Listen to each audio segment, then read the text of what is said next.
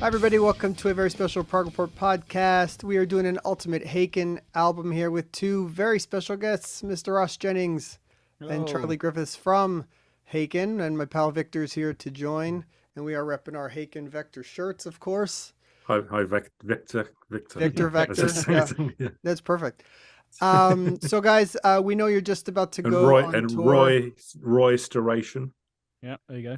There it is. Hey, nice little stretch there, but we'll let it go. We know you guys are going on tour soon. You get the UK tour with BT Bam, Between the Buried and Me, which is starting soon. And then we have a US North America tour later on. We got a new album coming out, Fauna, which comes out March 3rd. And everything Haken is going strong. A few singles have been out now. And if you haven't heard them, they're up on Spotify, Apple Music, YouTube, all that stuff. And the stuff is killer. And we love having the band back doing their thing. So we want to talk a little bit first before we get started with the ultimate album thing. Just ask you a couple of questions about the new record and your seventh album, Fauna. Charlie, what was the approach and direction going into making the record? Would you guys go in for something like this after it had been a while? Plus now you have Pete in. Was there a plan, or this stuff sort of just happens by accident? Yeah, I guess. I mean, thinking about it, there was no plan per se, but looking back, I guess like after doing the Vector Virus kind of 2-act kind of concept of that, where the theme of that was quite kind of dark and kind of this kind of almost gothic horror kind of concept through it. So that musically lent itself to that kind of sound. So I suppose, with Fauna, the sort of creative process was like an antidote to that, where we've kind of done that kind of dark thing. Now, now it was just like Fauna is just more like, seems like more like an explosion of creativity where we just have a complete blank canvas. And yeah, there were no rules. You could just put anything on there you wanted to, regardless of what we're known for or what we've done in the past. Anything goes. Yeah. Yeah, you'd think by now we'd be running out. The tap would be running low of resources, but like there was so much material thrown to the wall, so to speak. And we even had to cut a couple of songs, I think, or at least one song that was finished. I'm curious as to the addition of well, not the addition, but the reinsertment of Pete Jones. What was that like? It was perfect. It was natural, really, because he'd obviously gone left the band in the very early stages of the band, like pre-Aquarius, to follow his path in academia, and succeeded there. But he remained like a close friend of the band, and he would always turn up at shows and be really supportive, and continue to play play really well, like behind the scenes. And the integrating him back in was just really natural. Yeah, no, I really enjoyed the stuff that he and Richard did with Nova Collective. That was an eye-opening album to just hear the stuff that he was putting together. So when it was announced that he was rejoining the band, I was really excited. And this is going to lead me to the next question, which is about the singles that have been released thus far, starting with Nightingale, which feels like it was released like 2 years ago. But it was exciting to hear, starting out with the keyboard sound, already telling us that it was going to be a different kind of vibe. Great song with Nightingale. But the 3 songs that are out between Nightingale, Alphabet of Me, and Taurus, those are wildly eclectic as far as styles. On something like Alphabet, is there any I guess not because you wrote it, but is there any sort of hesitation as to what kind of response you're going to get to it? How does the band kind of negotiate that? I think every album's had a track like that, where it's been a bit daring in terms of style, and I think that kind of excites us more than anything. It's like doing something that you're you're not. It's not kind of expected. That's really Yeah. part of it. You want it to be an experience of surprises.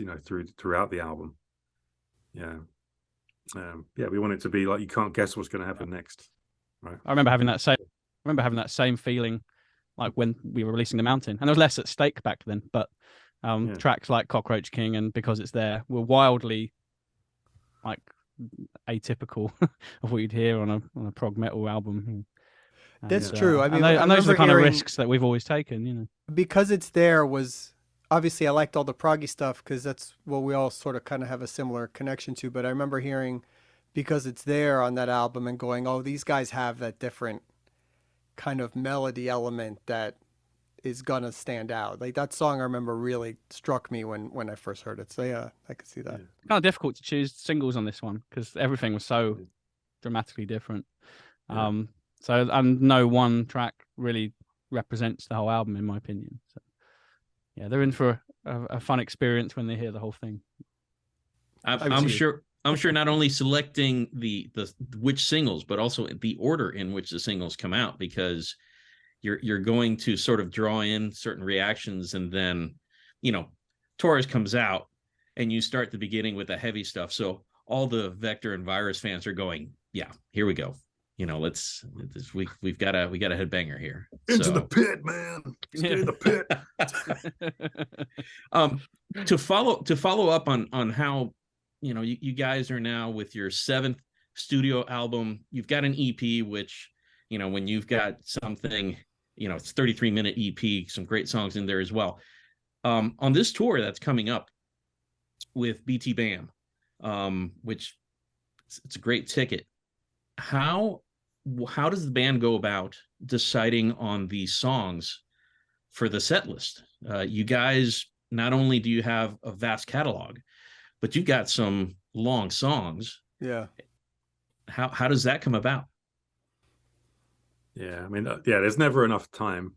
You could legitimately do a 90-minute 4-song set. Yeah, we could. Yeah. I guess for this particular set list, we were we leaning on the Virus album a little bit more heavily, simply because we weren't able to tour that one, and we assumed people in Europe still waiting to hear those songs live. So, and we'll do a few off of that. Some of the songs that you've heard from Fauna, we're going to play, and some old favorites as well. Yeah. So hopefully everyone will enjoy it regardless. I'm sure. No question.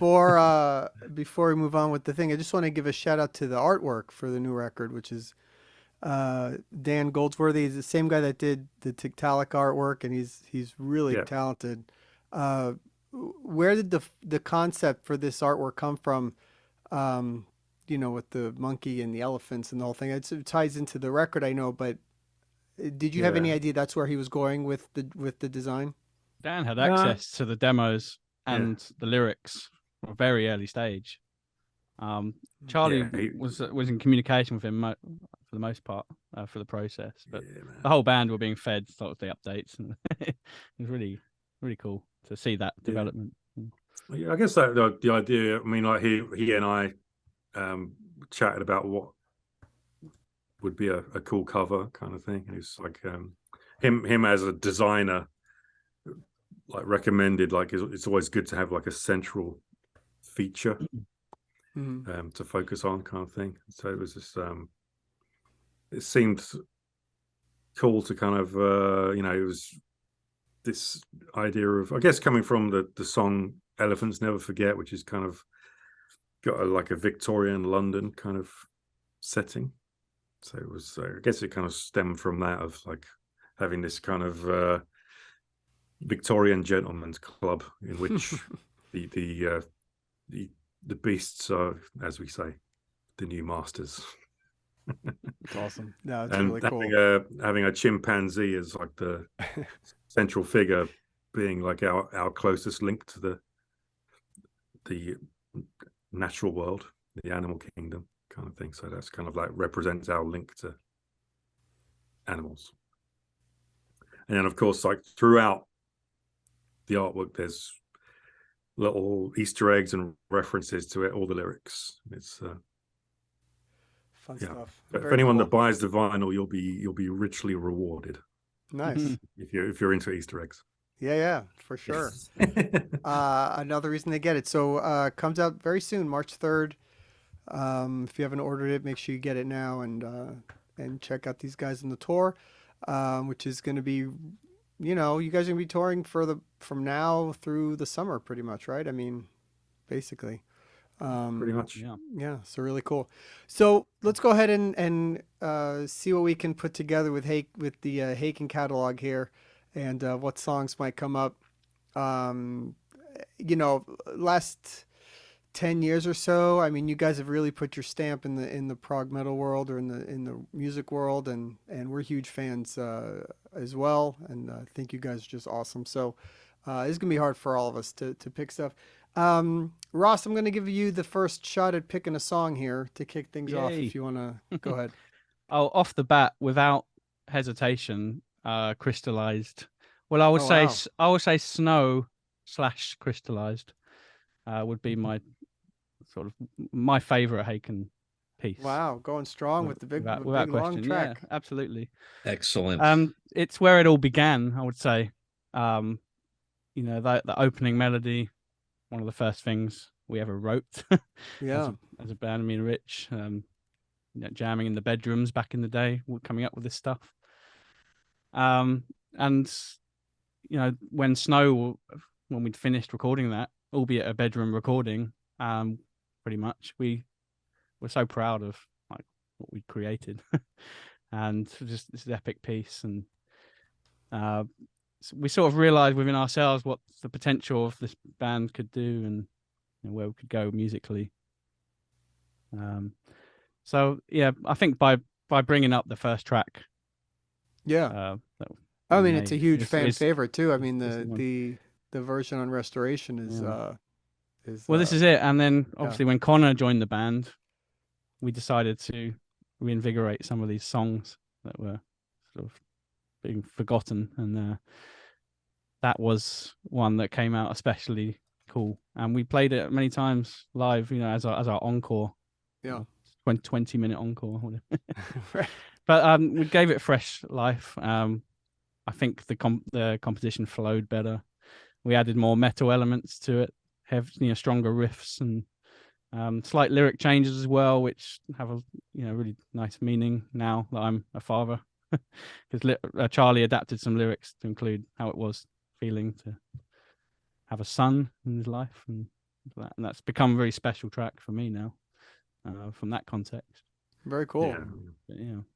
That's Damn it, I was going to choose Snow, man. Damn it. That's a great one. Yeah, I love that. Well, Charlie, why don't you go next then? Oh man, I was gonna say Snow, but now I can't. Well, if you say crystallized, I'll say let's put Snow on it as well, right?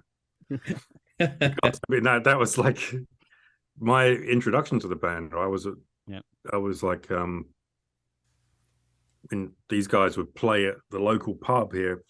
If anyone in the sort of London area remembers those times of hanging out at the Peel in Kingston, this kind of pub venue there, where it was like a real launch pad kind of venue, where lots of bands started out. It's sadly now been demolished, and it's just like a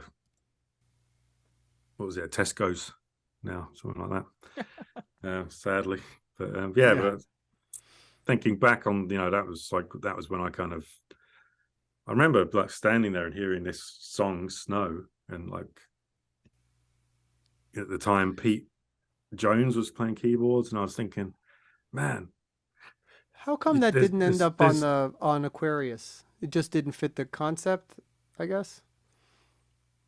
Yeah, it wasn't relevant to the Yeah. concept. We just wanted to make fresh music back then. Yeah. We felt we'd moved forward a lot already. So Charlie, you can't pick that song though, right? Because that's sort of so what else is on the demo? You have 7 records recorded for the demo. I've hated All right, everything else since. All right, then I'll do Celestial Elixir then. Let's go chronologically. Nice. Yeah. So yeah, that's the other banger, man. Of the got these Yeah, long I guess that epics, was like man. our first kind of real connection with a wider audience. That song of I guess like we played it at Prog Power, and that was our first time in the States. And I think they film it and put it on Yeah. YouTube, something like that. And then it sort of became a bit of a calling card for us, that song. And it's I didn't have much to do with the writing of it, but that was pretty much all Rich and Ross, I believe. Can you recall, Ross? That was so long ago. Well, yeah, Rich mostly, and lyrics, and vocal melodies myself. Yeah. But we did tend to meet up sort of more often every Sunday and put the final bits together. So it did. Yeah, it's always been collaborative in that we sense. We used to sort of jam in the basement at the Guildhall School of Music on a Sunday. Yeah. And I remember jamming through those songs, and that was like the first taste of like not being a typical prog metal band, but having these kind of gentle giant-y influences in there. Yeah. As well, which I was a huge Listen, fan of. that's an amazing track for it to be on your first album.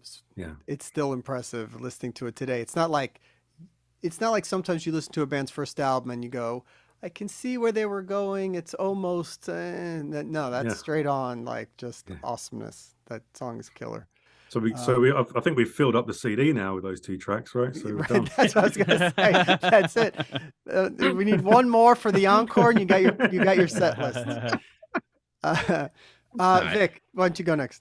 I was going to say about Celestial Elixir. The first time I heard that song, I was listening to Pandora. I was a new fan of Haken. This was back in 2013. And that song came on. I recognized the vocals, but they were going all over the place. I love the song. And then all of a sudden there's like a little ragtime piano that's in there, and you feel like you're in a circus and all that stuff. And my first thought was, these guys are probably fans of Dance of Eternity, where you have that middle part with the ragtime and all that. And they've got a terrific song there. So nice pick, guys. I am actually going to pick something because this is very special to me, and I don't want to risk this song being left out. I don't think it would be. I think ideally the song would be the last song on the album.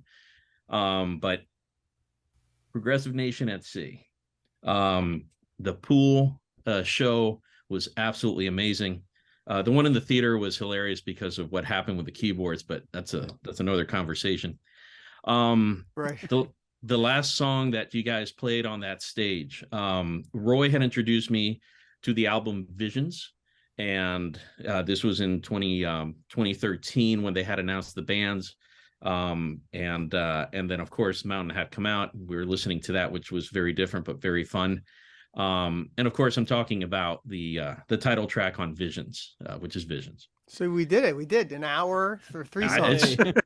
and just you guys have played an entire show, and you said we're going to play one more song, and everybody was like, and then somebody said, but it's about 30 minutes. And of course everybody knew what it was. And of course the great part is you have the audience participation when everybody's doing the O's at the end. That was such a great ending in that cruise, and the match that was lit because of that cruise, and you guys were all having a blast, and having Ray jump into the hot tub and then jump back into the drums.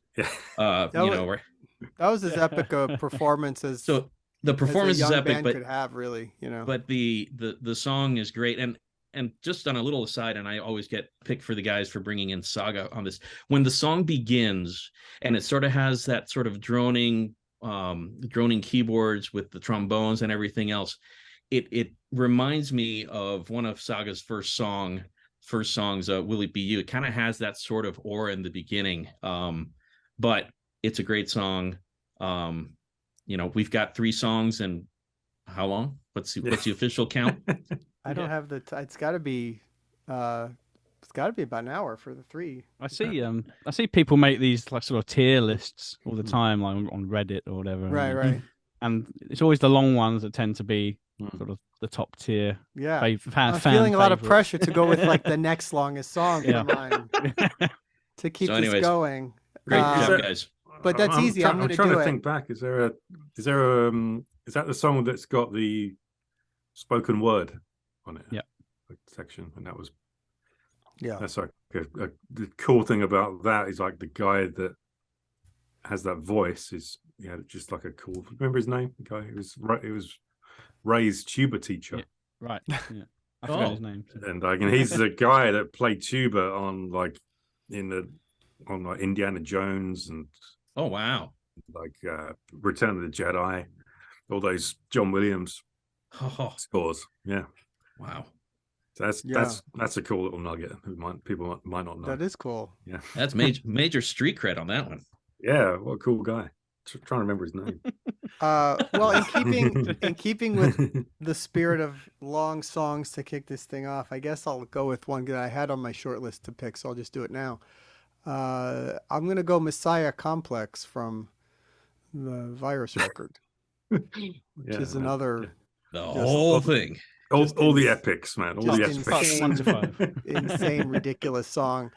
And I guess, I mean, you want to talk about that because that song, I guess, is supposed to tie in the story of the Cockroach King, right? And it brings that whole a good part of that song back into that one. So talk about that song and what happened with that one.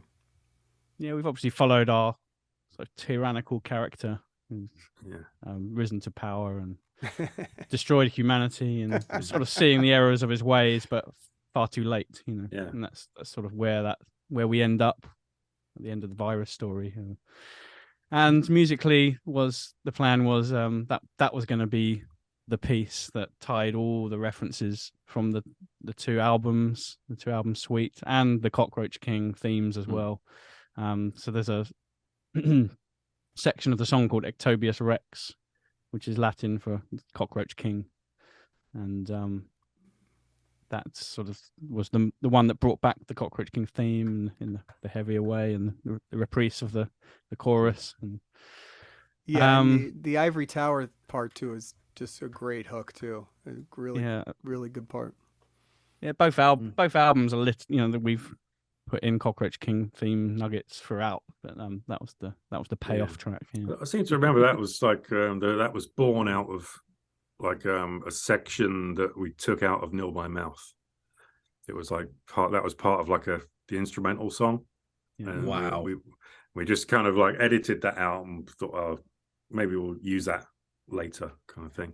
Wow. And I think it was like really pretty much Ray went from that one section and kind of built this whole epic thing. I remember walking around Sainsbury's with like a 9-minute version of that demo. Yeah. Only 9 minutes. It's barely a song. It grew and grew. But every day it grew a minute or something. Yeah, and it's like because it's like written by a drummer. It's like these guitar riffs are just like it's not stuff you wouldn't come up with that, a guitar player.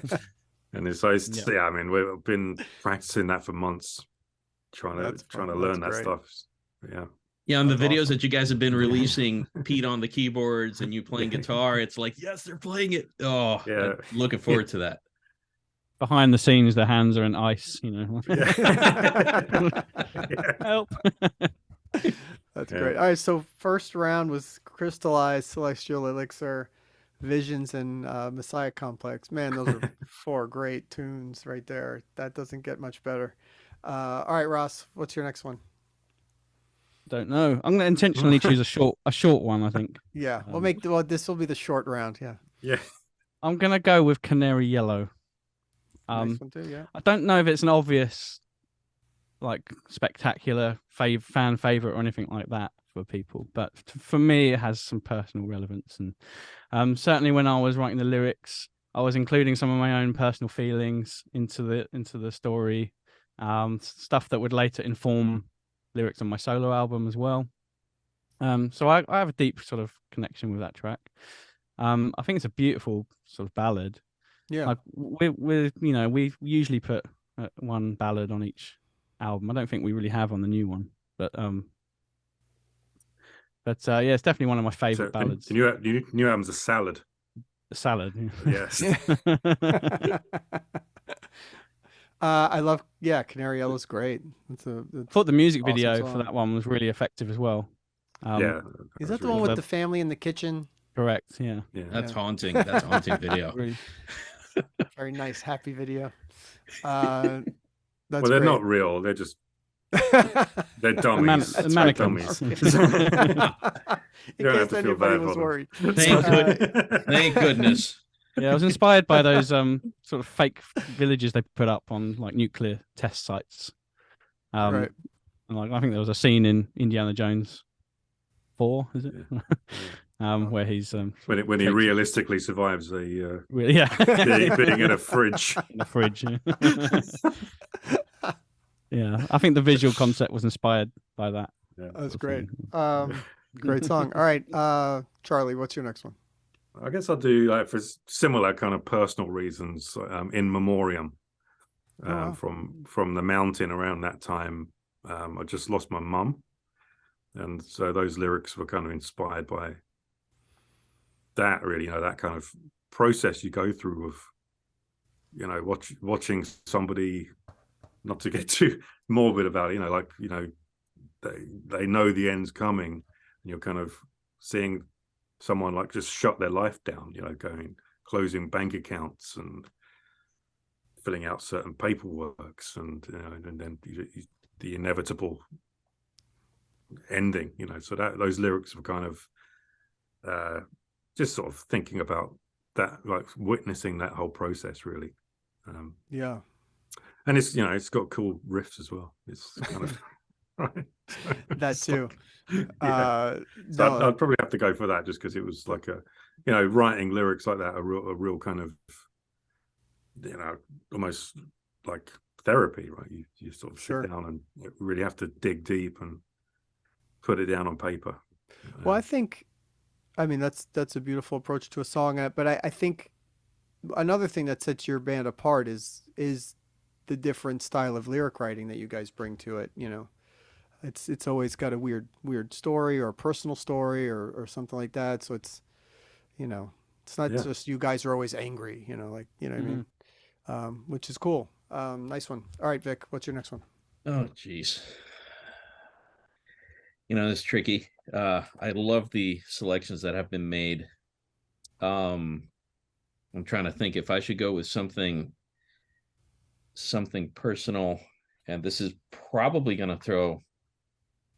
Every time you say something, I'm thinking, have we got a song called Something?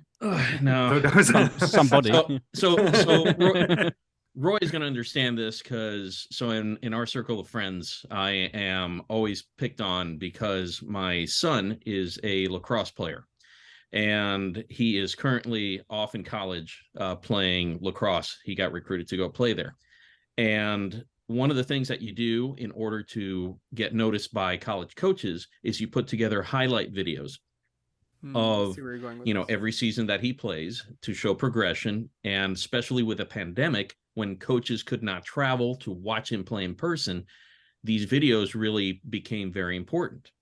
And I picked the instrumental version of this song as the background music.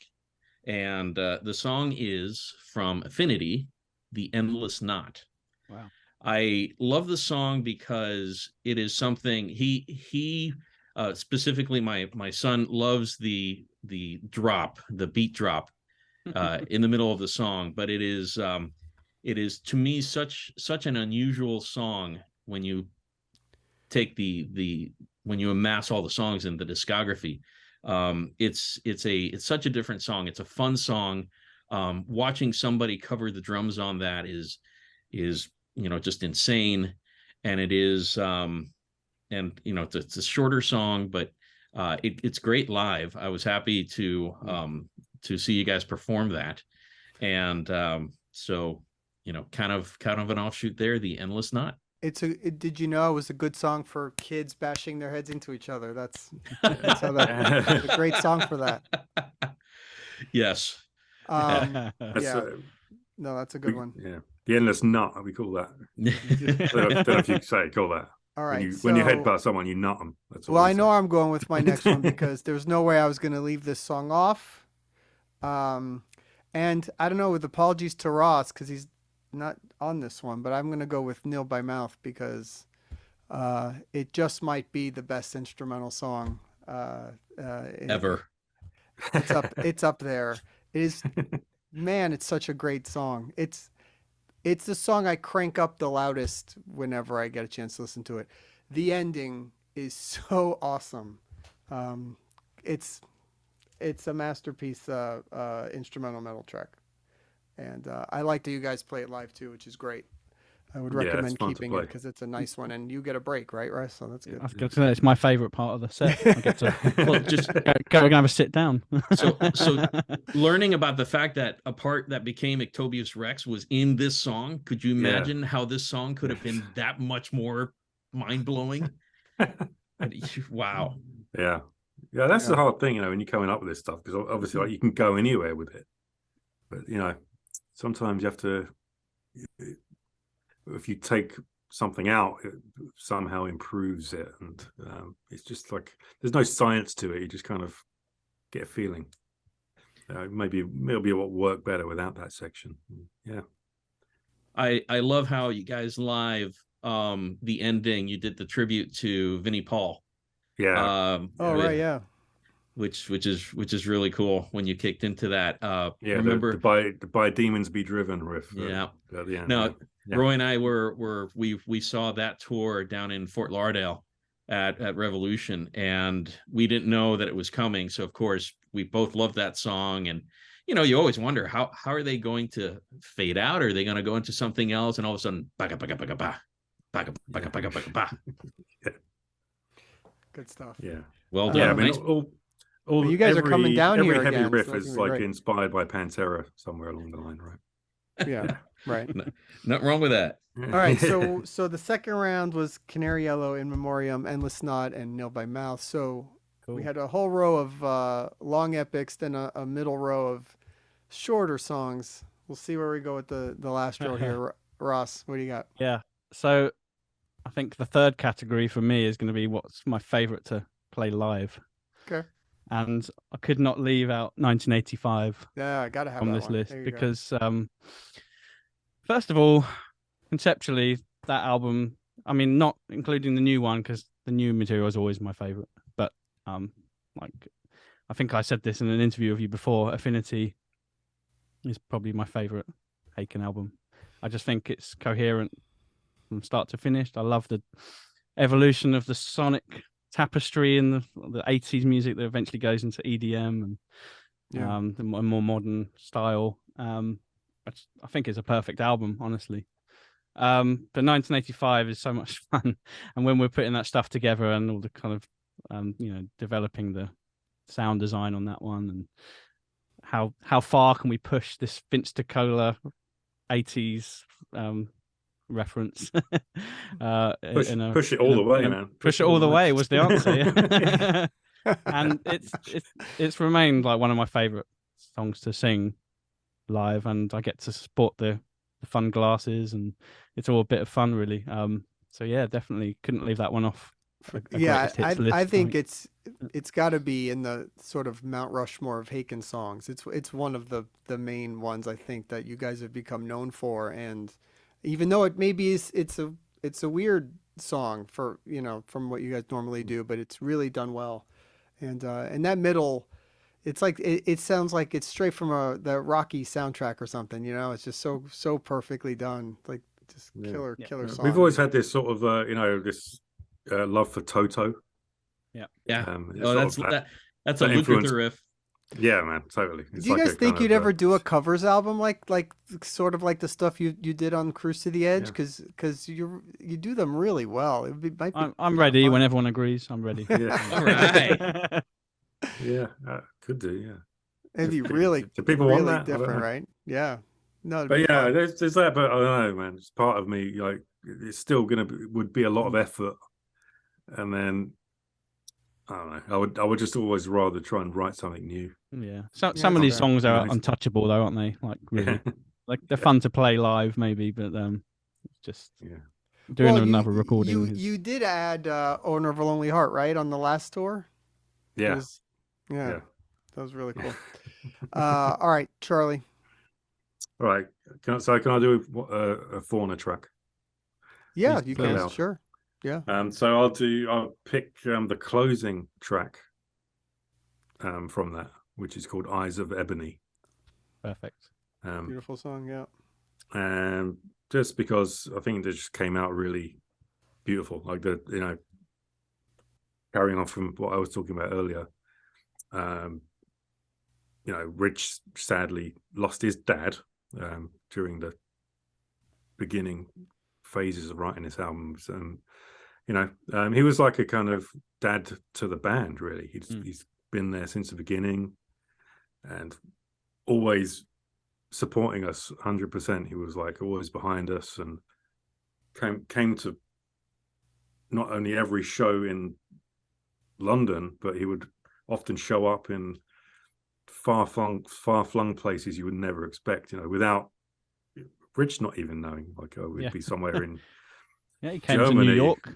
Yeah, right. So you were just sort of, my dad's here, right? Awesome. That's awesome. Then it would just be always amazing.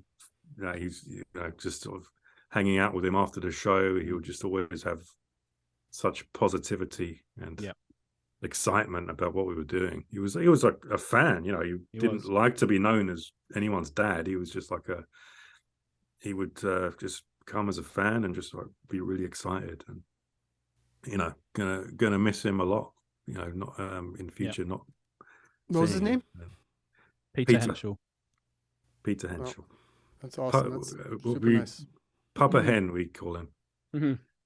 Right. Yeah, Rich wrote some beautiful lyrics. Yeah, exactly. Yeah, so the way the music and the lyrics combine in that song it came out perfect. Great song. A real amazing tribute. Yeah. Very cool. That's super nice. Awesome. All right, Victor. I so appreciate doing this kind of stuff and getting some insight. I will never hear In Memoriam and Eyes of Ebony the same way again. That's really special. Thanks for sharing all that. That's wow.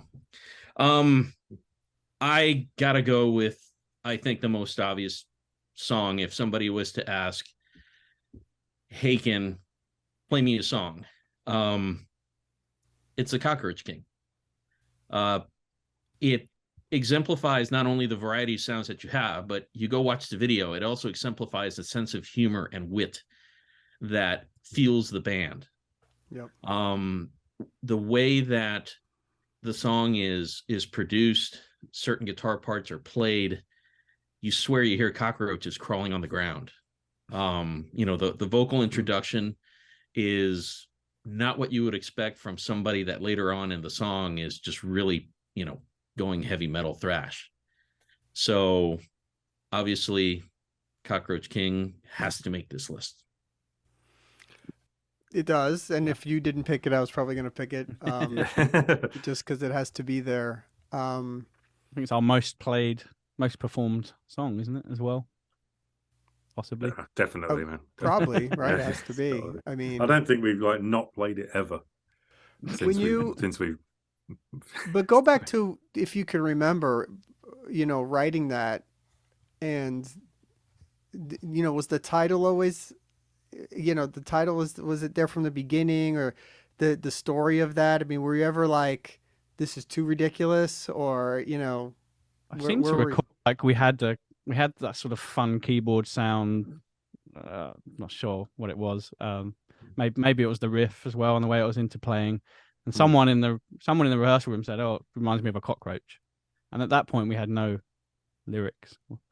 Yeah, or some sort of insect. I can't remember. I think it was like the working title was called like Gangster Cockroach or something like that. Yeah, something like that. That's true. Yeah, you just sort of made you think of like a cockroach in a leather jacket, like just walking down the street, going to beat you up. But interestingly, I had written a bunch of lyrics for that track that were kind of serious. I think I had some theme about gambling or whatever, because I was going with the whole struggle of life concept. You could go for and I don't gambling think problems.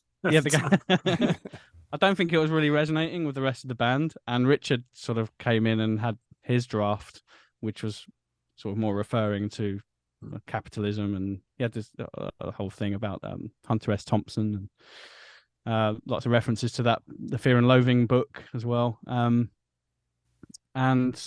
just the craziness of that, of his lyrics and that story seemed to work better with the music. So I conceded my and for the better, like, credit to Richard. That was it was the perfect fitting lyrics actually in the end for that track. And thank God we went with that.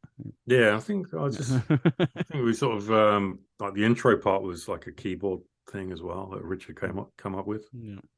It was just somewhere along the line we were just sort of, instead of it being on keyboard, make each note a vocal line, and that's, Right. Yeah. and we came up with that Gentle Giant style thing, I which is don't always. I don't think back then I was too familiar with Gentle Giant actually. Yeah, and I think you, like some of you guys were, and introduced me to that style, and that's what we decided to sort of run with. I mean, and it was like a lot of that is down to how Gentle Giant is. It was like Kerry Minier was like classically trained, and so he was into all that kind of Baroque arrangement. So that was kind of where they got it from. And then we had this kind of secret weapon of Ray also being classically trained, as a tuba player, but obviously he's well educated in arranging and music. So a lot of those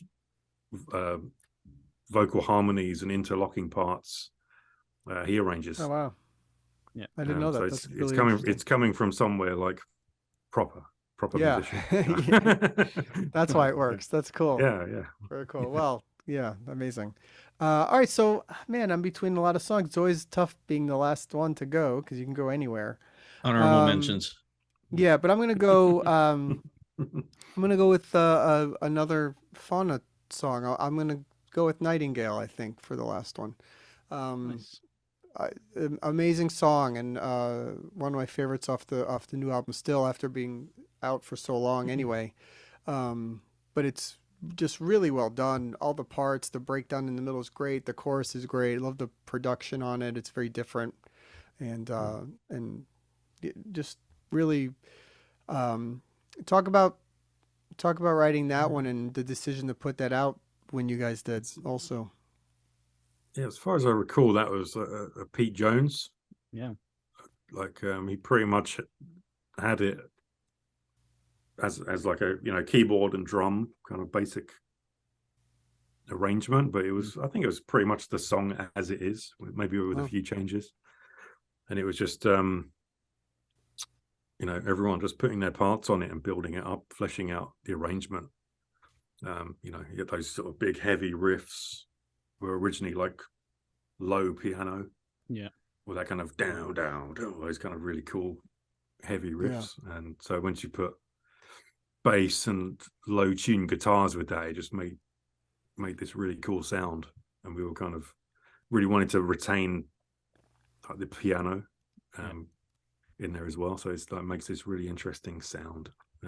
So that's really, like, as a band, what our job was to kind of flesh out Pete's ideas, really. It was like for me it felt like like a going back to those demo era times of seeing the band live as a fan. Just just his sort of certain unique chord progressions and the way he'll move a note here and there. It was just reminded me of the demo times. I thought it was a great choice to reintroduce Pete to people. For sure. Yeah. And I think I said it in the press release. Like, for me, that track reminded me of early Haken. It represented sort of the heaviness of recent Haken, or present day Haken, but also had elements of future Haken and stuff that you'll hear on the rest of Fauna as well. Yeah. So like, it was the perfect marriage of all those the ghost of Christmas, past, present, and future. in one track. I mean, it's like you were saying that the new album is so eclectic. I mean, we didn't even talk about the Elephants track on there, which is another great great epic, and I really like Sempiternal Beings. That's another favorite. Yeah. Super cool song there too. Really Beneath great White stuff. Rainbows. Beneath White Rainbows is terrific. It's yeah, that's a cool one, man. That's like that's Connor's lyrical debut with the band. Oh, very cool. And it just blew me away, man. It's like, what? You can write lyrics this good? Yeah. You've been keeping it a secret. Yeah, so cool. That's good stuff, man. Congrats on the album, and really excited for everybody to hear the finished product finally, and see you guys on tour. I'm sure we'll get to see you. You guys are coming down our way, so we'll make sure we see you guys then. Any last words, Vic? Guys, thanks for coming down to Florida so that we can enjoy you once again. One of the last shows, actually the last show that Ro and I saw before the shutdown, was up in Orlando. With you guys Devin. were with Devin Townsend. That was a great show. Can't wait to see you guys again. Thank you for coming back down here and letting us enjoy you guys in person. We love it there, man. I can't think wait. we're hitting Orlando and Fort Lauderdale. Is that right?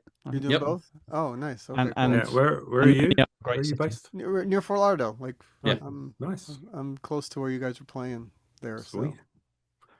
So that'll be awesome, man. All right, congrats. Thanks for doing this, guys. We appreciate it. I think you guys are Thanks for awesome. having us. Thanks for having us. Yeah, our pleasure. Every few months is a new project from one of you guys. It seems so. Yeah. Always keeping us busy. What else are we doing, eh? That's right. All right, guys. We'll see you later. Cheers. Bye. Bye-bye.